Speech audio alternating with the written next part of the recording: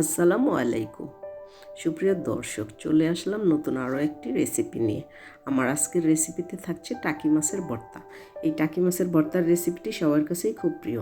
আমি আমার বাসায় কিভাবে এই টাকি মাছের ভর্তাটা করি সেটাই আজ আমি আপনাদের সাথে শেয়ার করব। এখানে আমি টাকি মাছ নিয়েছি, ছোট সাইজের টাকি মাছ কেটে ধুয়ে পরিষ্কার করে মাথা ফেলে দিয়েছি।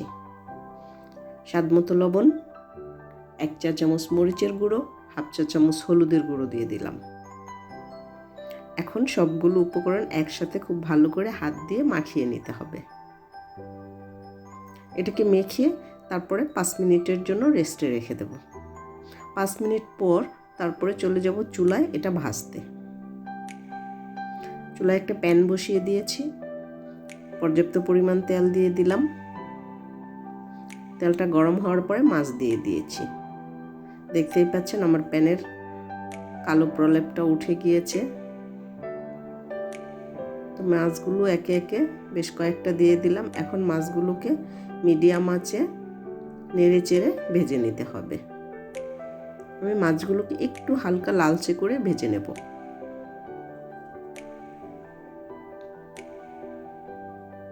তো দেখতে পাচ্ছেন বেশ সুন্দর একটা লাল লাল কালার হয়ে গিয়েছে। আবার উল্টিয়ে পাল্টিয়ে দিচ্ছি। এখন মাছগুলো ভাজা হয়ে গিয়েছে, ঠিক এইভাবে মাছগুলো ভেজে নিয়েছি। সবগুলো মাছ উঠিয়ে নিতে হবে। আবারও দ্বিতীয় ধাপে কিছু মাছ দিয়ে দিচ্ছি। ঠিক একইভাবে সবগুলো মাছ ভেজে নিতে হবে। তারপরে ভর্তায় চলে যেতে হবে। চুলায় একটা কড়াই বসিয়ে দিয়েছি, 1 টেবিল চামচ পরিমাণ সরিষার তেল দিয়ে দিলাম। গরম হওয়ার পরে বড় রসুনের 1 মুঠো রসুন ফালি করে কেটে দিলাম, আর 2 মুঠো পেঁয়াজ ফালি করে কেটে দিয়ে দিলাম। এখন এই পেঁয়াজটাকে 1 মিনিট নেড়ে চেড়ে একটু হালকা নরম করে নেব। এই পেঁয়াজটা ভাজার কারণ হলো এতে করে পেঁয়াজের রসুনের কাঁচা গন্ধটা না থাকে। এতে করে ভর্তাটা 2-3 দিন পর্যন্ত ভালো থাকে।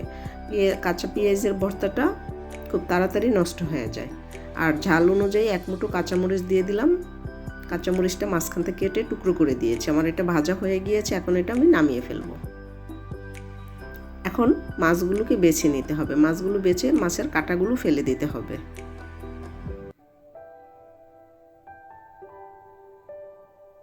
এই মাছটা বাছা খুবই সহজ, শুধু মাঝখানে একটা কাঁটা, সেই কাঁটাটা উঠিয়ে ফেললেই হবে। একইভাবে সবগুলো মাছ আমি বেছে নিয়েছি। এখন চলে যাব ভর্তায়। আমি এখানে একটা বাটনার মধ্যে ভর্তাটা তৈরি করব। বাটনার মধ্যে আমি ভেজে রাখা রসুন, পেঁয়াজ, কাঁচামরিচ দিয়ে দিলাম এবং লবণ দিয়ে দিলাম।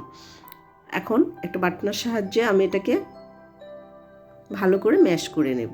তবে একেবারে পেস্ট করব না, আদা বাটা করে নেব। এটার মধ্যে ভর্তাটা করতে খুব সহজ। আমাকে এই বাটনাটা দিয়েছে রংপুরের এক পরিচিত ভাই।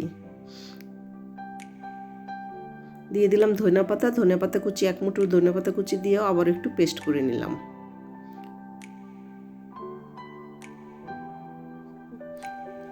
এখন দিয়ে দিলাম সবগুলো মাছ।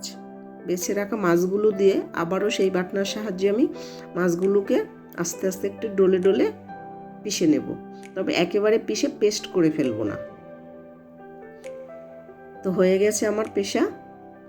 এখন একটু হাত দিয়ে খুব ভালো করে একটু মিক্স করে নেব। মাছটা একটু হালকা আস্তে আস্তে একটু আছে, এতে করে খাওয়ার সময় একটু একটু দাঁতের মধ্যে লাগলে, দাঁতের ফাঁকে পড়লে কামড় দিয়ে খেতে ভালো লাগবে।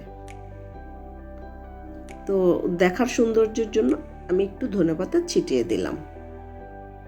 তো এই তো বন্ধুরা, হয়ে গেল খুব সহজে এবং অল্প সময়ে টাকি মাছের ভর্তা।